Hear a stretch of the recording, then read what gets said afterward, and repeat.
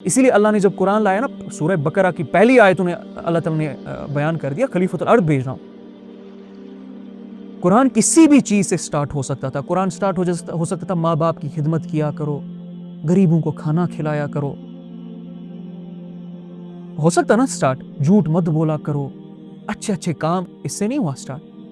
پہلے ہی صف آپ دیکھ لیں کیا ہے کہ فرشتے سوال اٹھا رہے اللہ پہ کہ یا اللہ تو ایسے شخص کو بھیج رہے جو خون ریزی کرے گا، جو تیرے خلاف جائے گا۔ اللہ کہہ رہے نہیں، مجھے پتا ہے میں کس کو بھیج رہا ہوں، میں خلیفۃ الارض کو بھیج رہا ہوں۔ کیا کر رہے اللہ تعالیٰ؟ پرپس، آبجیکٹیو الائن کر رہے ہیں۔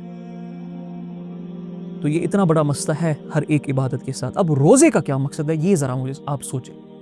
ابھی تک جتنی بھی آپ نے چیزیں دیکھی وہ کیریکٹرسٹکس تھی، وہ امپورٹنس تھی، مقصد کیا ہے اس پہ غور و فکر کرنے کی ضرورت ہے۔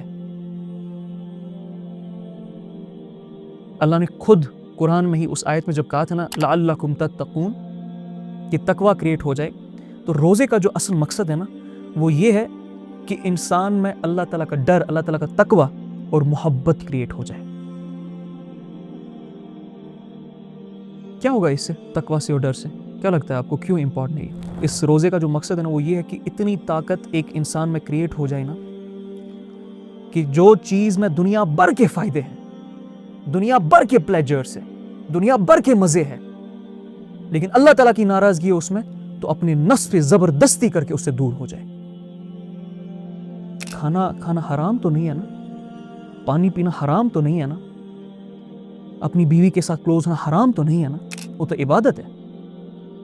لیکن کیا کرتا ہے روزہ کہ اتنی طاقت کریٹ کرتا ہے نا ایک انسان میں کہ بھلے ہی دنیا بھر کے فائدے اس میں، بھلے ہی دنیا بھر کے مزے اس میں، بھلے ہی تمہاری چاہتے اس سے پوری ہو رہی ہے، لیکن اللہ تعالیٰ ناراض ہے تو رتی کی ٹوکری میں پھینک رہا ہوں میں۔ اور کس طرح؟ صرف اس طرح نہیں، اور روزے کا ڈیزائن بھی دیکھیے، میں نے کو بولا یہ ظاہر نہیں ہوتا ہے، یہ صرف اللہ اور اس کے بندے کے درمیان ہوتا ہے۔ تو اس لیول پہ آپ کو پیوریفائی کرتا ہے نا، اس لیول پہ سنسیئرٹی کریٹ کرتا ہے نا کہ لوگ دیکھے یا نہ دیکھے مجھے اس سے کوئی مطلب نہیں ہے، میں طاقت یہ کریٹ کروں کیونکہ میرا رب مجھے دیکھ رہا ہے، اپنے رب کے لیے خالصاً اور مخلصاً کر رہا ہوتا ہوں۔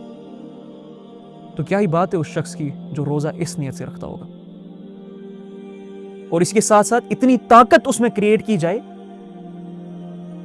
کسی چیز میں دنیا بھر کا نقصان ہے، دنیا بھر کی تکلیف ہے، پریشانی ہے، لیکن اللہ کی رضا ہے اس میں، تو اس چیز کو کرنے کی میں صلاحیت رکھتا ہوں یا ڈیولپ کرتا ہوں، اپنے نفس کو آمادہ کرتا ہوں۔